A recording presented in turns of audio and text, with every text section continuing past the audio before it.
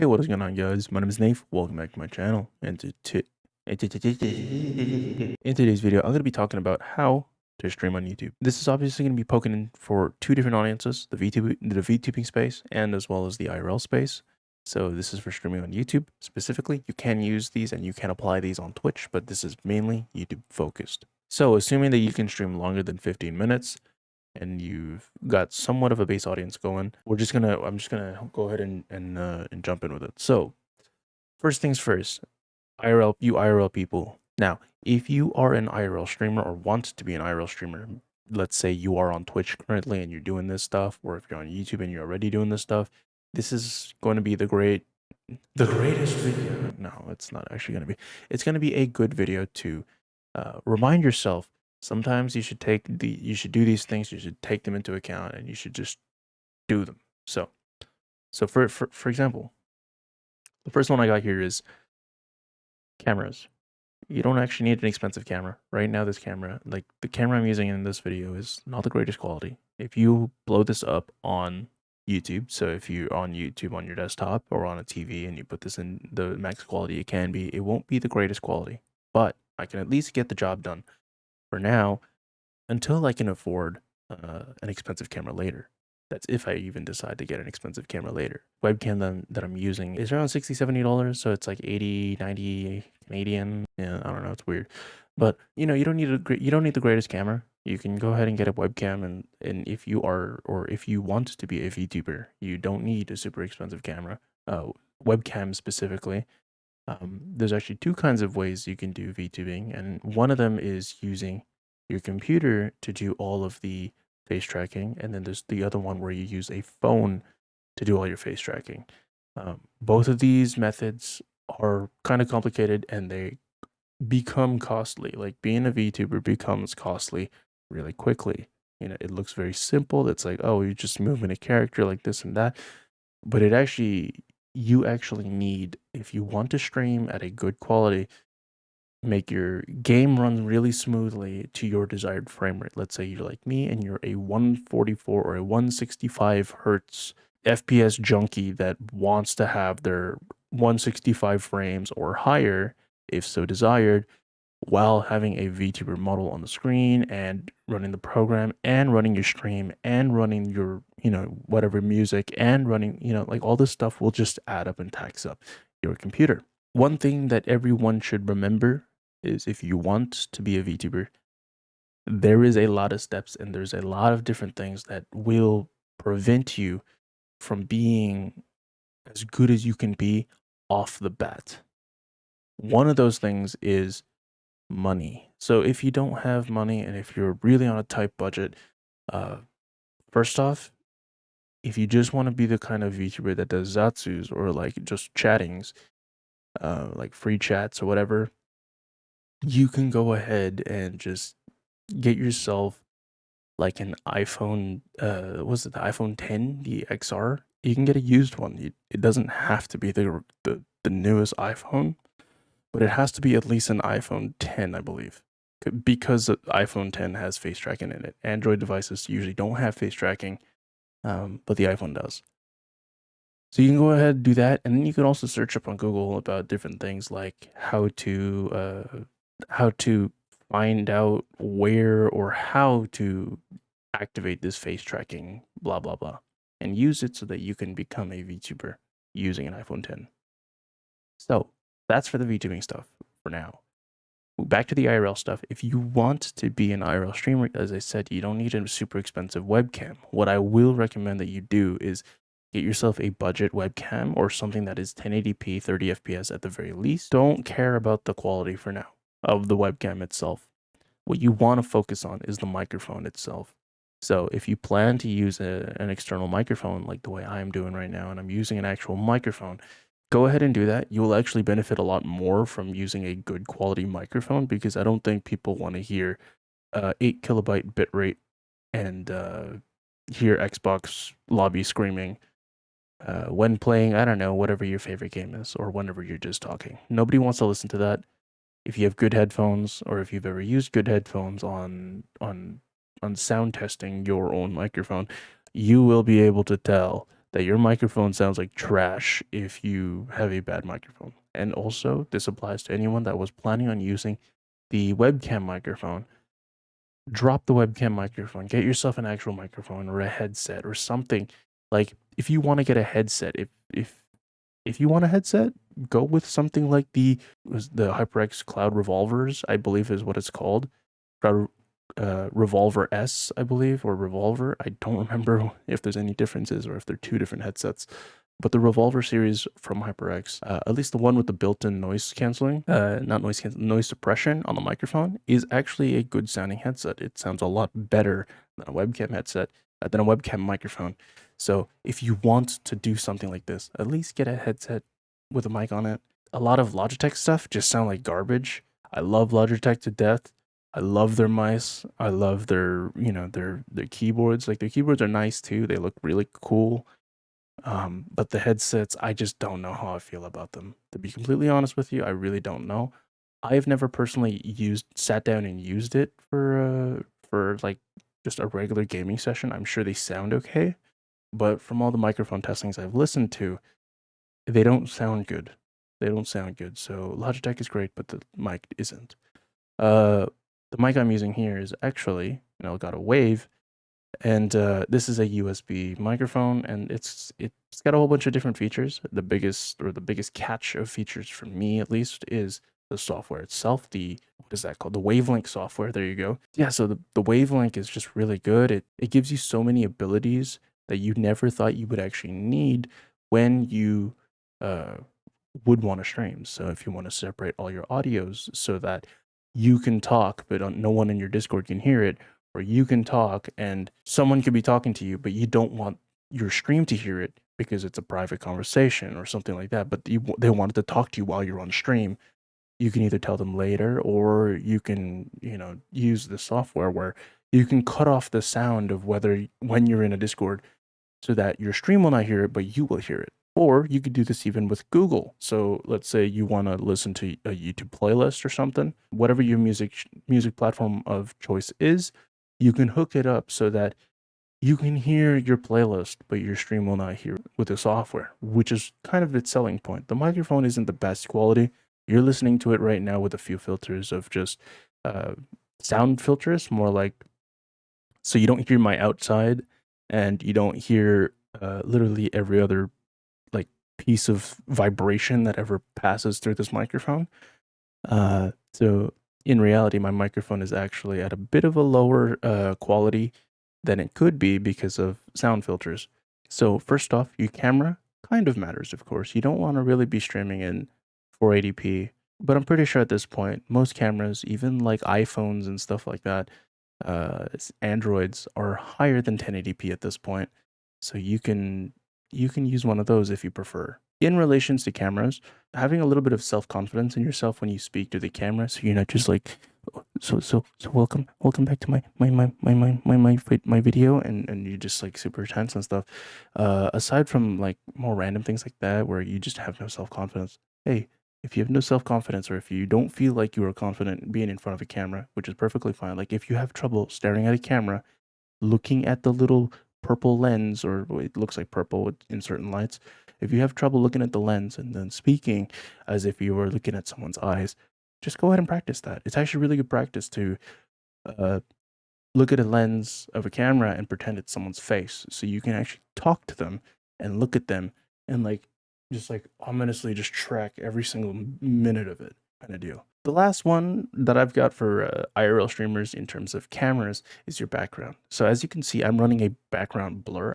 A hint, NVIDIA broadcast, that's the hint. Yeah, so if you have a messy background, like if your background looks like it's making you look like you live in a dumpster, no. Let me rephrase that. If it makes you look like you live in the freaking scrapyard, then please clean up your background. At least like this shoe rack, not shoe rack, this coat hanger rack right here, it usually looks really disgusting on my end when I don't have the camera on.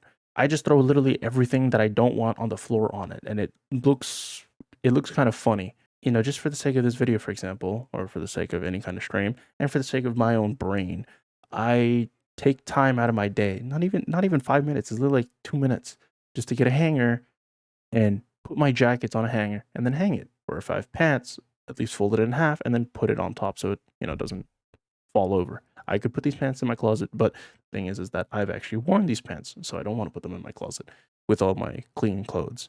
This is the last part about cameras. Now I'm going to be talking more about software stuff, and that's where it's going to get interesting. So now that I've talked about cameras and what kind of streamer would need what, and little tidbits and little hints of this and that's in the first part, we're on the second part where I'm going to be talking about more in-depth stuff, more in-depth than just, oh, learn to use OBS. Because yes, learning OBS is great, but how great is it when you learn OBS, but you don't know how to do anything else, right? So, for example, you learn OBS, you know how to hit live, you know how to stop stream, stop recording, you know how to switch scenes, you know how to do this, you have an overlay, you have that. What now? So if you're like me and you're more of a solo kind of guy, not because you want to, but because you have to be, you're going to need a few things that will help you or assist you while you are streaming. So these are the few things that I'm going to be introducing in here. I'm also going to be talking a little bit more about my microphone as well. First off, we're going to start with Nightbot. Nightbot is like an auto mod type of deal. So I'm just going to go ahead and log in. So we're on the dashboard of Nightbot, right? And what now? What do I do here? What is this for? Who needs this? So if you're not aware already, if you've been living under a rock, which I don't blame you if some of you have been, Nightbot is actually versatile in two ways too. First off, it can moderate your Discord. If you have a Discord, if you have an open Discord for anyone to join, it can help you moderate your Discord, but it can also help you moderate your streams. When you go on the site, it will ask you, what do you want to sign in with, Twitch or YouTube? And for me, I use YouTube because it's what I use. Now I can obviously make this so that it will also work on Twitch, but I do not stream on Twitch. Maybe I will, maybe I won't, I don't know, who knows, but mainly what I use this site personally for is commands. I'm mainly using this for commands because commands are fun. I mean, you have default commands, which are all right here. So like exclamation mark commands, it will send you a link. If you type this in my chat while I am live, it will send you to Nightbot, and it will show you a list of all the commands. Now, there's also custom commands. So these are things that you can do on your own, and you can take your own time out of your own day to make this stuff. Personally, I have only started doing this more recently, so I don't have many commands, and like I said, I am a solo streamer, so I have to come up and write out all these commands myself because I don't have anyone to assist me with. And if you're in the same boat as I am, well, there's a whole bunch of different things you can do here, and you can actually, like, I don't care if anyone leeches off of what I've got here, because honestly, at the end of the day, I feel like most people have something that are either the same or just similar. The next one I use would be for my overlays, so things like chat on my screen when I am streaming. I use Stream Elements. Stream Elements is basically like Nightbot, but with extra steps and only for streaming. I believe Stream Elements does not exist for Discord, so if you were planning on using something like Stream Elements on Discord, I'm very sorry, but it probably doesn't exist. Okay, so in terms of Stream Elements, I just use them for my overlays. Like I said, there are already preset overlays that you can go ahead and just jump in here and take for yourself, edit and create more, and make interesting things here. I personally don't use any of these, but I do have my own stuff in here. Now these, I only have three things in here because I usually delete the ones that I don't like throughout time. I usually just delete them and re-add new ones, and delete them and re-add new ones whenever my stuff changes. So that's why I only have 3. So if you actually already are a Stream Elements pro and you have like bajillion of them, well, I don't have that problem because I only have a select few that I actually like. That is Stream Elements. Stream Elements, you can also do everything else that Nightbot does. I just like using 2 different websites because it kind of makes it easier. For me, at least, it makes it a little more complicated when trying to keep track of things, but when they're very simple things, it's perfectly fine to take care of. Another one that you can use in your streams and only in your streams is StreamKit. So Discord StreamKit. So this will make it so that anyone that is in your stream, in your Discord, will show up in your stream. So it'll be like a little, usually by default, it's a little circle icon with their profile picture as if you had a transparent version of your Discord channel or your Discord VC of your choice on your stream. So it's very straightforward. This basically shows off your whole Discord status without actually having to be in your Discord or having any kind of relation with your Discord. So it's a pretty interesting thing that, you know, not a lot of people would ever really think of, but it is there. So as for my camera and how I do this like background blur thing, I use NVIDIA Broadcast. So I'm sorry if you're on AMD. Personally, I used to have an AMD graphics card. I did not like it. When I upgraded, I got an NVIDIA graphics card because NVIDIA's software is just so much better than AMD's by miles. And if you're like me and you're Canadian, by kilometers, yes, by kilometers, it is better. I don't know. It's just NVIDIA Broadcast just makes everything easier. To my understanding, it's exclusive to RTX cards. So if your graphics card is RTX, you can use it. Now, if your graphics card is not an RTX card, I believe you cannot use it. I'm sure there's ways around it, but it is pretty demanding on the graphics card, depending on what you are using and how much you are using, like how much of the software you're using. The more you use, the more demanding. The less you use, the less demanding. It's very simple.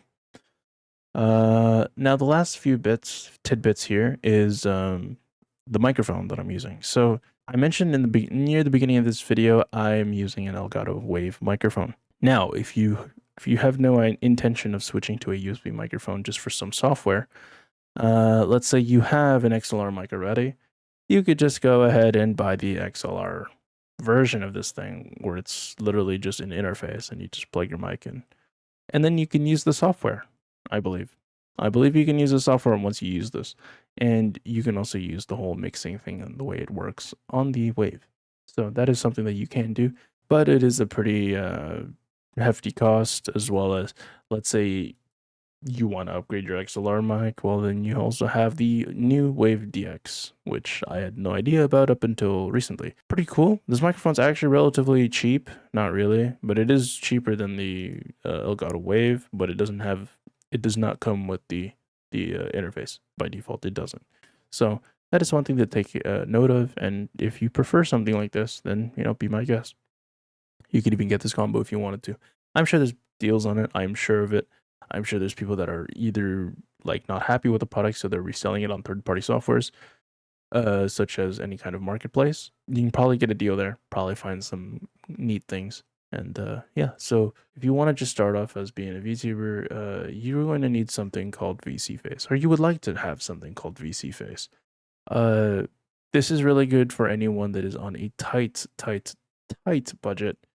Here it is on screen. So I know the background's going to be very distracting here because it's a moving background, but VC Face. This is the same software that I use personally when I choose to not show my face that day or those streams. This is what I use. I use VC Face. There's also a virtual magic mirror, I believe is what it's called, but I personally don't really like that one. It's kind of odd to use. VC Face also just has better shading, better resolution, and better customizability in terms of how you want to have your avatar. Now, how do you get a model? If that was your question, is how do you get a model if you ever wanted to try this? It is through this, Vroid.